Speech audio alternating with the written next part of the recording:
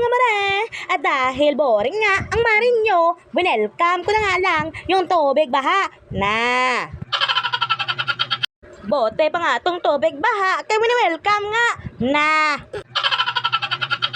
Ang hina naman ni Bagyong Enteng. Lakas-lakasan mo pa kaya Bagyong Enteng, kay para meron kaming swimming pool dito sa loob ng bahay na. Basic lang sa akin tong mga gawain na to, kay sanay na nga ang braso ko dito na. Tignan nyo nga tong marin yung butanding, kay napasayaw na nga habang naglilimas ng tubig baha na.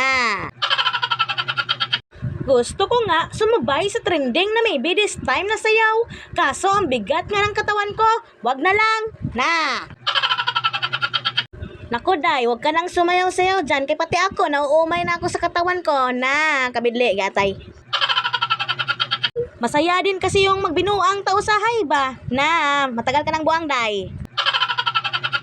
Pinanggigilan pa nga yung map, wag mo talagang gubain yung map na yan, kay pag maguba yan, imong lawas dyan akong imap dira na. Kay murag ikapoy naman ang map mo tuyok, sulayan daw na kog tuyok na. Sumelep na ako dito sa bintana, kaya ang lakas nga ng hangin, pero walang makakatalo sa kakilala kong mahangin day. O wag kang mag-react dyan, kay baka ikaw ngayon, chares.